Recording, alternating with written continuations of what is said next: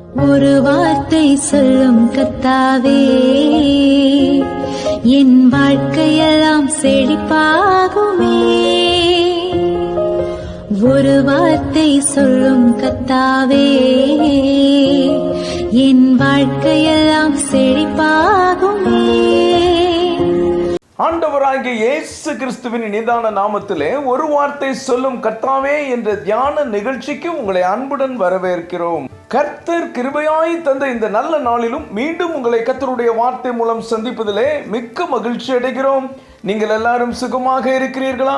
கர்த்தருடைய கிருபையினாலே நீங்கள் எல்லாரும் சுகமாக இருப்பீர்கள் என்று சொல்லி நாங்கள் நம்புகிறோம். கர்த்தருடைய கிருபையும் சமாதானமும் உங்கள் குடும்பங்களிலே பெருகுவதாக. நேற்றைய தினத்திலே கேள்வி நேரத்தில் கலந்து கொண்டு பதில்களை அனுப்பி கொடுத்த அனைத்து கர்த்தருடைய பிள்ளைகளையும் இயேசு கிறிஸ்துவின் நாமத்திலே வாழ்த்துகிறோம். கர்த்தர் உங்களை ஆசீர்வதிப்பாராக. எரேமியா 18ஆம் அதிகாரம் 6ஆம் வசனத்தின் பிந்திய பாகம். இதோ இஸ்ரவேல் வீட்டாரே, களிமண் குயவன் கையில் இருக்கிறது போல நீங்கள் என் கையில் இருக்கிறீர்கள். கிறிஸ்துவுக்குள் மிகவும் அன்பான தேவனுடைய பிள்ளைகளே, கர்த்தர் இந்த நாளிலும் நமக்கு தரும் ஆசீர்வாதமான வார்த்தை என்னவென்றால், களிமண் குயவன் கையில் இருக்கிறது போல நீங்கள் என் கையில் இருக்கிறீர்கள். இந்த மண்ணிலிருந்து உண்டாக்கப்பட்ட மண்ணான மனிதர்கள் தான் நாம்.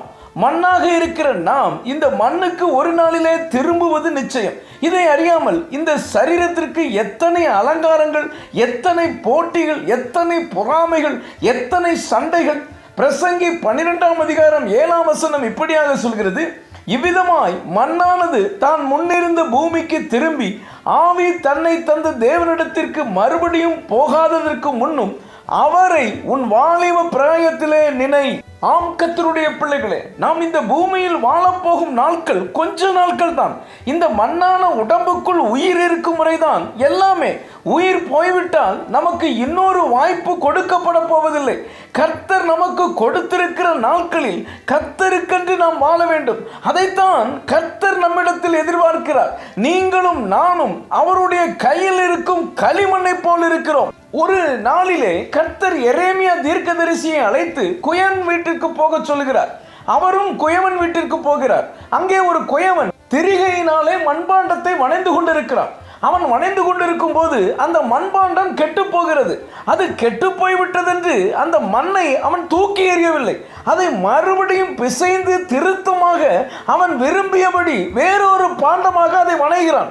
இதை பார்த்து கொண்டிருந்த எரேமியா தீர்க்கதரிசிக்கு கர்த்தருடைய வார்த்தை வருகிறது, இந்த குயவன் செய்தது போல நானும் உங்களை கெட்டு போனவர்களாக தூக்கி எறியாமல் நான் விரும்பும் திருத்தமான மண்பாண்டமாக வணைவேன்.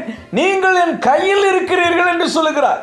எனக்கு அன்பான தேவனுடைய பிள்ளைகளே, நாம் ஒவ்வொருவரும் அவருடைய கையில் இருக்கிறோம் என்பதை மறந்து போய்விடக் கூடாது.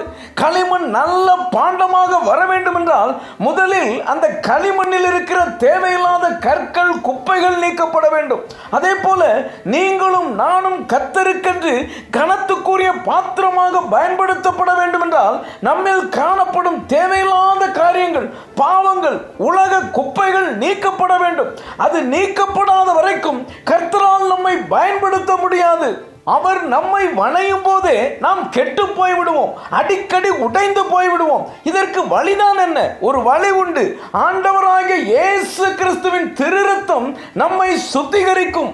கெட்டு போய் இருக்கிற நம்முடைய வாழ்க்கையை பரிசுத்தமாக்கும். கர்த்தருடைய கரத்தில் கெட்டு போன மண்ணான உங்களை அவர் வேண்டாம் என்று ஒரு நாளும் தூக்கி எறிய மாட்டார். பரம குயவனான நம்முடைய ஆண்டவரின் கரத்தில் உங்களை முழுவதுமாய் ஒப்படையுங்கள். உங்கள் விருப்பத்தின்படி உங்களை வணைய சொல்லாமல் அவருடைய விருப்பத்தின்படி உங்களை வணைய ஒப்பு கொடுங்கள்.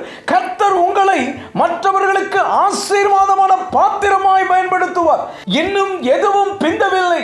இன்றே உங்களை அர்ப்பணியுங்கள். நீங்கள் மண் என்பதை மறந்து விடாதீர்கள். எப்பொழுது இந்த மண்ணான சரீரம் மண்ணுக்கு திரும்புமோ யாருக்கும் தெரியாது. இன்றைக்கு கர்த்தர் உங்களை மறுபடியும் வணைய விரும்புகிறார். நீங்கள் களிமண்ணாக அவருடைய கையில் இருக்கிறீர்கள். கவலைப்படாதீர்கள். கர்த்தர் உங்களை நல்ல பாத்திரமாக வணைந்திடுவார்.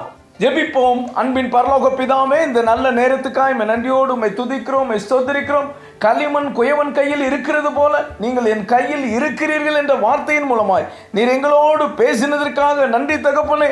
நாங்கள் ஒவ்வொருவரும் உம்முடைய கரத்திலே களிமண்ணாக இருக்கிறோம். உம்முடைய சித்தத்தின்படி எங்கள் ஒவ்வொருவரையும் நீர் வணைகிறதற்காக ஸ்தோத்திரம்.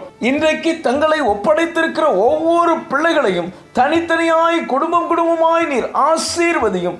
எல்லா துதியும் உமக்கே செலுத்துகிறோம். இயேசுவின் மூலம் ஜெபிக்கிறோம் நல்ல பிதாவே, ஆமென், ஆமென். இன்றைய கேள்வி, கர்த்தர் குயவன் வீட்டிற்கு யாரை போக சொன்னார்? ஏ ஏசாயா, பி எரேமியா, சி எசேக்கியேல், டி எலியா. இந்த கர்த்தருடைய வார்த்தை உங்களுக்கு ஆசீர்வாதமாக இருந்திருக்குமே ஆனால் தயவு செய்து லைக் பண்ணுங்கள். உங்களுடைய நண்பர்களுக்கும் உறவினர்களுக்கும் வாட்ஸ்அப்பில் இருக்கிற அனைத்து குழுக்களுக்கும் அனுப்பி கொடுங்கள். தொடர்ந்து நம்முடைய RCM மிஷனரிமார்களுக்காக ஜெபித்துக் கொள்ளுங்கள். கர்த்தர் உங்களையும் உங்கள் குடும்பத்தின் பிள்ளைகளையும் ஆசீர்வதிப்பாராக.